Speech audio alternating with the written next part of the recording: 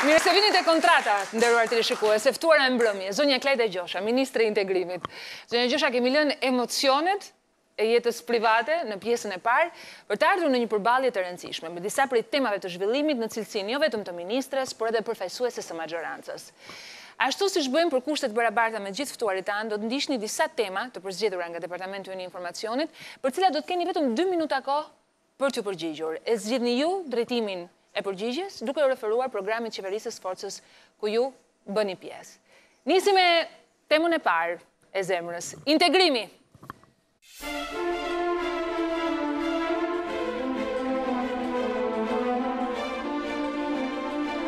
Objektivi politik i të gjitha qeverive mbetet integrimi në Bashkimin Evropian.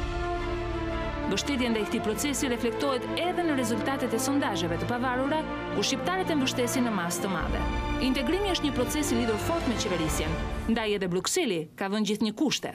Programi politik i qeverisë Rama ka si prioritet marrjen e statusit të vendit kandidat dhe fillimin e bisedimeve për anëtarësim në Bashkimin Evropian. Arsyet e vonesave në projektin evropian kanë qenë të ndryshme, nga 97-a, kur u shënua pika më e largët, deri në 2013, kur Komisioni Evropian rekomandoi dhënien e statusit vendit kandidat për Shqipërinë. Prioritetet tashmë vlen për hapin tjetër në rrugtimin integrues, çeljen e negociatave për anëtarësim. I pari artikuluar qartë lidhet me vijimin e implementimit të reformës së administratës publike, me synim rritjen e profesionalizmit dhe depolitizimin e saj. Ligji për statusin e nëpunësit civil, që u miratua me konsensus në maj, do duhet ta garantonte këtë rekomandim, por mungesa e akteve nënligjore për zbatimin e drejtë të tij do ta detyrojnë Brukselin ta marrë këtë garanci vetëm në muajin prill. Rekomandimet vijojnë me kërkesën për rezultate konkrete për reformën në drejtësi, luftën kundër krimit të organizuar dhe korrupsionit, si dhe respektimin e të drejtave themelore. Në pritje të vendimit të dhjetorit nga Këshilli Evropian për rekomandimin e Komisionit, a ka sot një afat maxhoranca se kur do të çelën negociatat? A ka ardhur koha që shqiptarët të vendosin vetë nëse duan të hyjnë apo jo në Europë? Kriza ka përfshirë fqinjëtan, antar të familjes europiane. A është ky momenti për të hyrë në Europë? Çfarë është integrimi? Një mundësi apo nisja e një makthi të ri? Si mund të përputhet vullneti i vërtet të hyrjes në Europë me kthimin e raporteve mes qeverisë Rama me Turqinë e Erdoganit?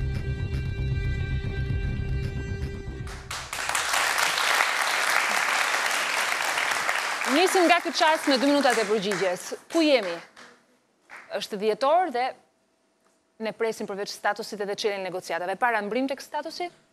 Jemi në një moment shumë të rëndësishëm për Shqipërinë, sepse diskutohet shumë shpejt statusi i vendit kandidat, që do të thotë edhe një hap më tej drejt integrimit, drejt anëtarësimit të Shqipërisë. Por që si çdo hap, Sonila ka problemet e veta, ka shumë punë përpara. Në këto momente Shqipëria ka plotësuar plotësisht të gjitha kërkesat për marrjen e statusit dhe vendet anëtare janë duke parë me shumë interes dhe ecurinë e qeverisë re, maxhorancës re të këtyre 2 muajve të fundit, ku ne vetëm para 2 javësh kemi bërë dhe një raportim shumë të detajuar për gjitha arritjet e fundit të kësaj qeverie, por le t'ja lëm këtë datë ka dyshime në Bruksel. Ende. Atëre, unë nuk do të thoja se janë dyshime. Por? Janë vende, siç e thash dhe më parë, që janë shumë strikte në rregullat e tyre dhe kërkojnë që të gjitha hapat që do të ndërmerren, si për Shqipërinë ashtu dhe për vendet e rajonit, të jenë hapa të menduara mirë dhe të konsoliduara mirë. Ka shqetësim Brukseli për sjelljet e fundit të qeverisë Rama edhe në raport me pyetjen e fundit të insertit, pra kthimin e syve dhe nga Turqia, Erdoganit? Absolutisht ja. Këto nuk kanë të bëjë. Dhe sidomos në momentin që ne ndodhemi tani, 2 pjesët kryesore, 2 prioritetet kryesore që Brukseli dhe të gjithë vendet anëtare kanë po vëzhgojnë për Shqipërinë, janë 2 prioritetet: antikorrupsioni dhe lufta ndaj krimit organizuar. 2 nga 5 kriteret dhe për çeljen e negociatave, për cilat nuk ka ende një datë. Ju vetë keni një bindje tuaj se kur mund të ndodhë? Unë, Sonila, nuk preferoj që t'jap data apo kohë të caktuar, për arsye sepse e rëndësishme është që vendi të ecë me hapa të konsoliduara dhe të menduara mirë drejt gjithë procesit dhe gjithë kërkesave që ne na vinë nga Bashkimi Evropian. Koha na mbaroi, ma bëm në shenjë edhe asistentët në studio, në fakt do t'i rikthejmë kësaj, sepse kam dhe një deklaratë fort në pjesën e fundit të këtij programi. Tema tjetër e lidhur në fakt me integrimin, sepse ka të bëjë me imazhin, por edhe angazhimin e Shqipërisë në nisma të rëndësishme europiane. Mjedisi.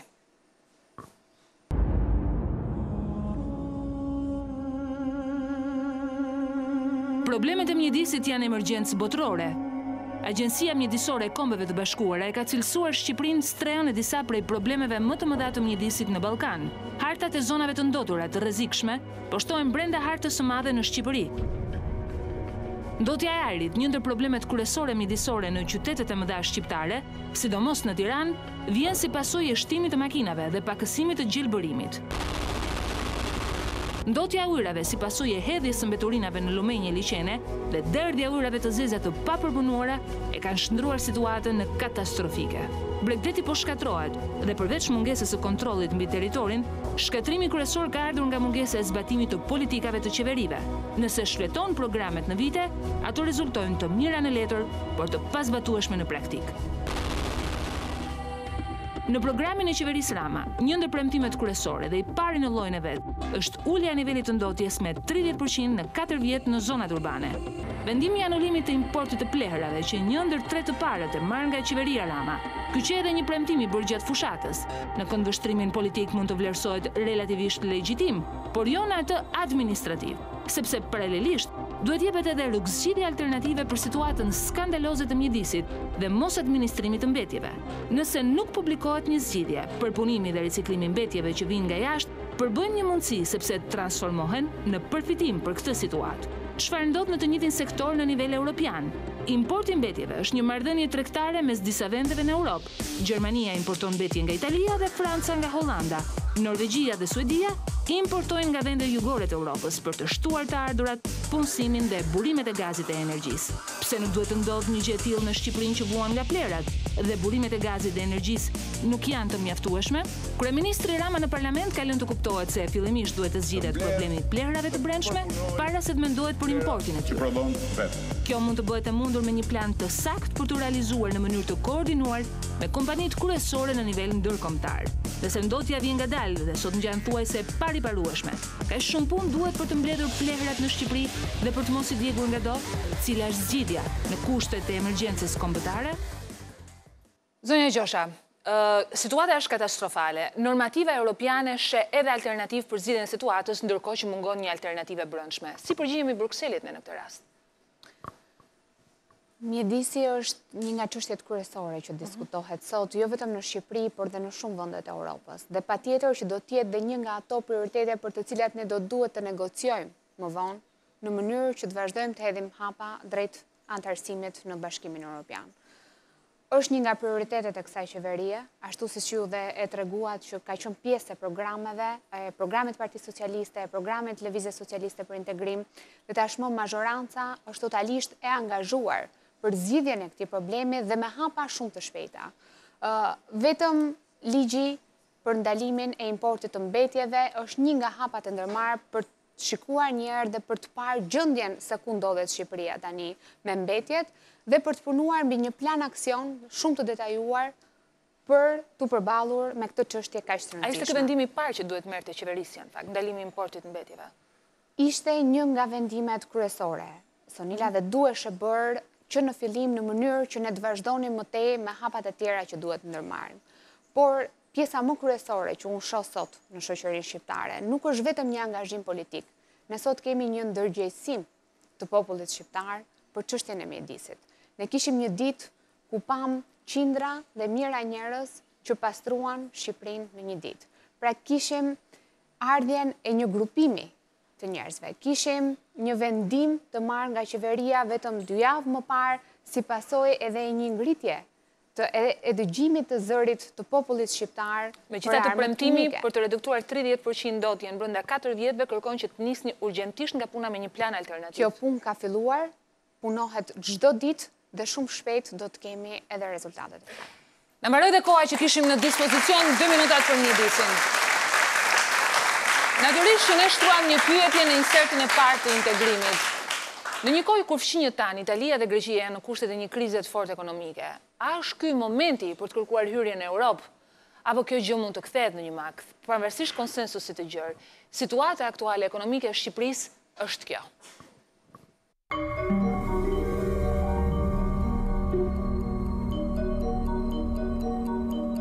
Situata e financave shqiptare është më e rënda që pas vitit 1997, kur Shqipëria u përfshi nga trezirat sociale pas rënies së skemave piramidale. Deficiti buxhetor ka kapërcyer nivelin 6%, borxhi publik parashikohet të kalojë nivelin 71% të prodhimit kombëtar dhe rritja ekonomike është ngadalësuar në 1.2%. Mungesa e kreditimit i ka ulur investimet me 5% në nivel vjetor dhe në nivel dyshifror që nga viti 2008. Në vitin 2007, qeveria e djathtë aplikoi për herë të parë taksën e sheshtë. Frytet e saj u ndjen në thithjen e $10 milion investime, por ndryshimet e shpeshta fiskale, plot 70 herë, gjatë 2 mandateve qeverisëse, bën që përfitimi nga aplikimi i kësaj takse të vijej në dyshim. 2013 e gjeti Shqipërinë në borxhe.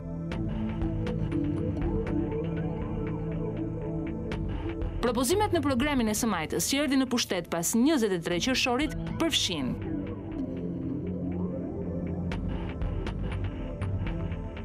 një kompani e huaj e njohur në tregun ndërkombëtar u ftua për të ndihmuar në uljen e kostove rregullative dhe korruptive në pagimin e taksave nëpërmjet auditit. Përsa i takon premtimeve për ndryshimet në taksa, ato reflektuan kështu nga fushata në program qeverisës. Në fushat taksimi progresiv u trumbetua me forcë, por u shndrua në të ndershëm në fushat e më pas hibrid në program politik.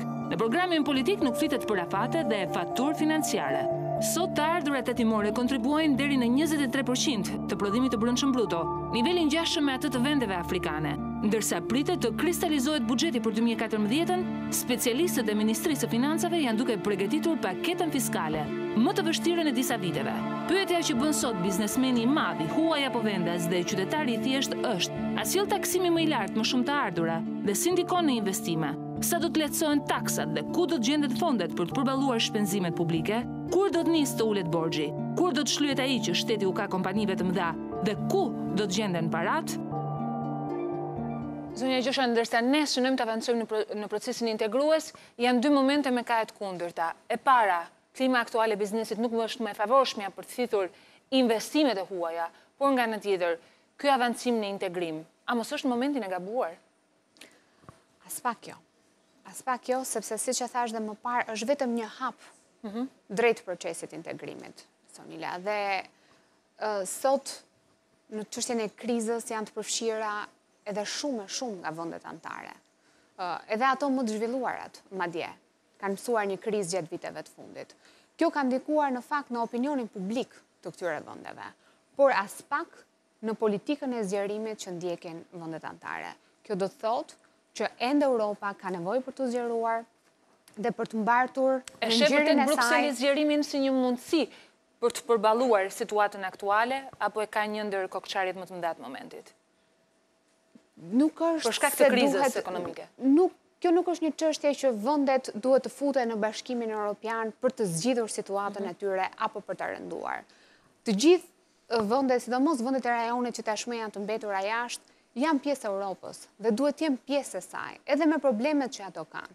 Por, njëkohësisht, vendet anëtare janë shumë kërkuese ndaj nesh në mënyrë që ne të arrijmë standardet e tyre. Prandaj dhe ky është një proces i cili zgjat shumë dhe kërkon kohë, pra është faktori kohë brenda, në mënyrë që Shqipëria jo vetëm të arrijë standardet e kërkuara në shumë fusha, por të arrijë dhe një nivel ekonomik i cili do të jetë i konkurrueshëm për vendet anëtare. Dhe të mos harrojmë presidencia e radhës do të jetë Greqia dhe Italia, 2 vende që janë aktualisht në krizë. Mund të ndikojë kjo në procesin integrues shqiptar në situatën aktuale? As pak. Për ne është fat që presidencia e radhës do të jetë nga këto 2 vende, sepse ato janë miq dhe kanë qenë gjithmonë miq të Shqipërisë.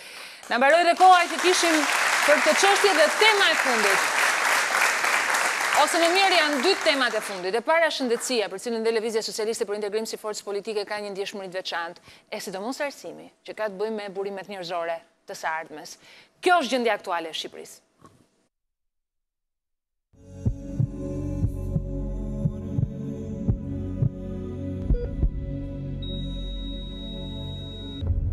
Shëndetësia shqiptare trashëgon prej vitesh probleme të rënda që nuk kanë marrë zgjidhje përfundimtare me asnjë qeveri. Çdo vit shpenzohen fonde për ndërtim, ristrukturim dhe pajisjen e qendrave shëndetësore, për problemet në infrastrukturë, kushte higjieno-sanitare, pajisje dhe furnizim me barna mbeten shqetësuese. Në programin elektoral të majtëve, u premtua kujdes shëndetësor me mbulim universal nëpërmjet blerjes nga shërbimi shëndetësor kombëtar, financuar nga taksimi përgjithshëm dhe ofruar sipas nevojës.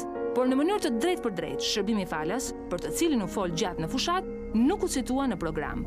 Përballë borxhit që QSUT-u ka bizneseve që furnizojnë me barna në shumën 22 milion euro, majoranca premton uljen e çmimit të shitjes së barnave dhe heqjen e TVSH së tyre brenda vitit të ardhshëm. Të gjitha spitalet jo publike do t'i nënshtrohen procesit të akreditimit fillestar dhe rivlerësimit periodik. Menaxhimi mirë i buxhetit dhe jo shtesë e tij, deklaroi kryeministri Rama, por a e mban vetëm buxheti peng shëndetësinë shqiptare? A ka skema të dështuara në këtë sektor? Kur do të mund të shpëtojnë një herë mirë shqiptarët nga pamjet e mjerueshme në spitalet publike?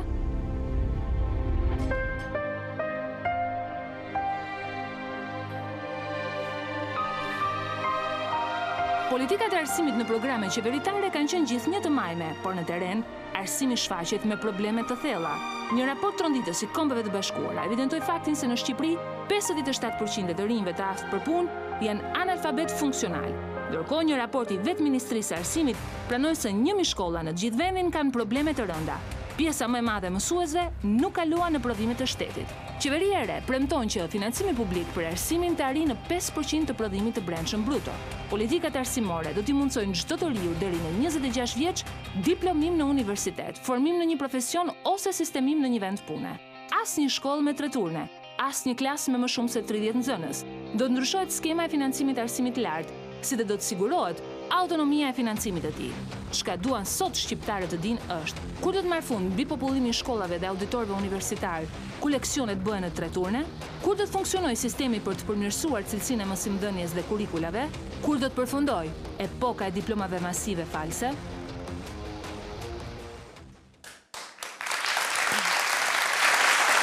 Kjo është një Shqipëri larg meritës për të qenë një vend me statusin kandidat. Zonja Gjosha, filloj me 2 minutat.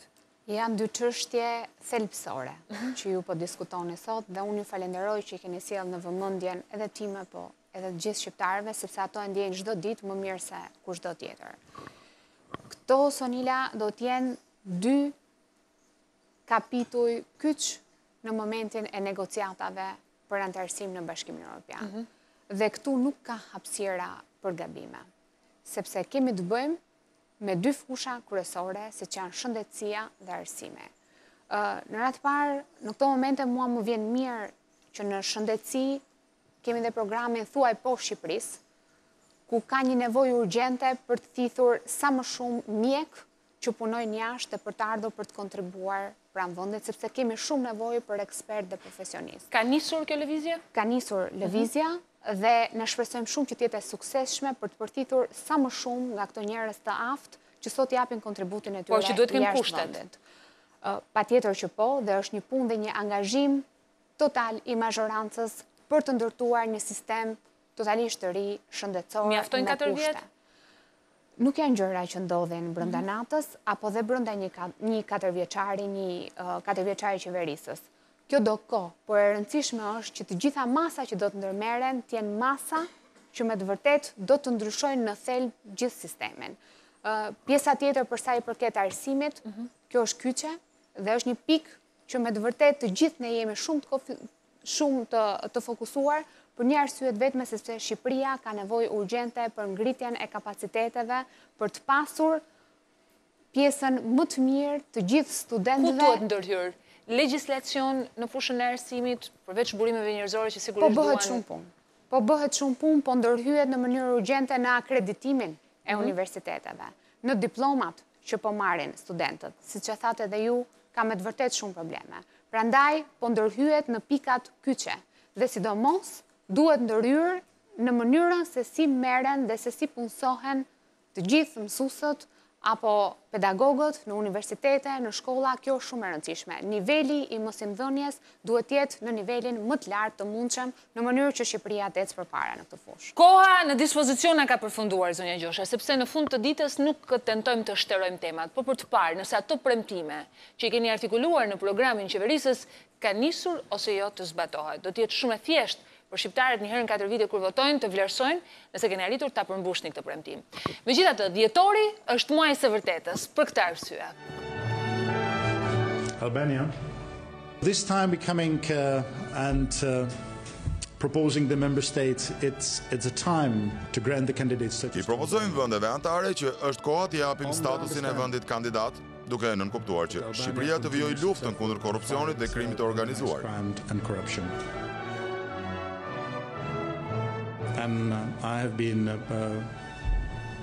reassured by Gjatë vizitës në Bruksel, Rama më ka siguruar dhe më konfirmoi se e kupton sfidën që kanë autoritetet mes këtij momenti dhe vendimin që do të merret në dhjetor nga Këshilli Evropian, si një mundësi nga autoritetet shqiptare për të përmbushur edhe më shumë detyrimet sa i takon luftës kundër krimit e korrupsionit dhe të ketë rezultate. Dhe kemi propozuar 5 rekomandime për hapjen e negociatave. Such an eventual decision could be taken by the member states.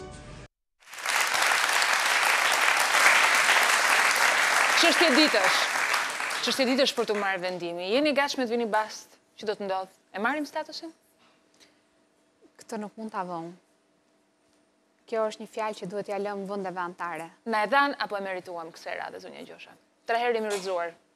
Është e merituar, Sonila, është e merituar. Ka bërë Shqipëria ka një progres.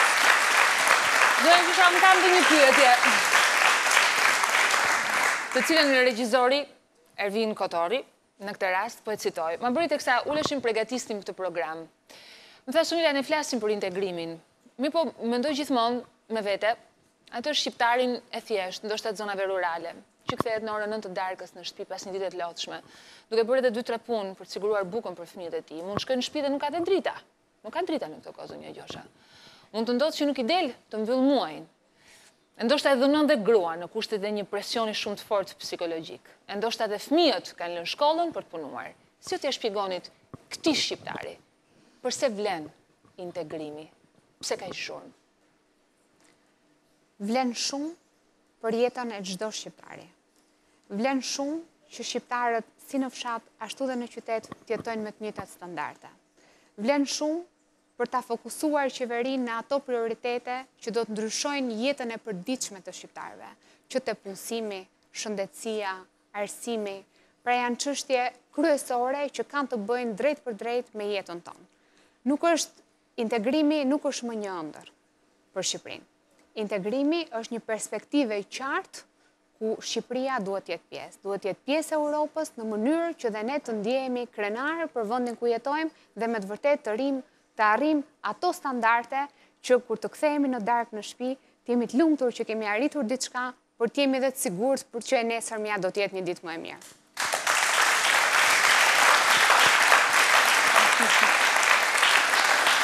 Ervin, e more përgjigjen? Okej, vetëm pas pak, pasi Klajda Gjosha është përballur me disa prej temave kryesore të zhvillimit në një tjetër përballje dhe në fund për të nënshkruar ecurinë e përmbushjes së premtimeve nga kjo majorancë. Mirëpres.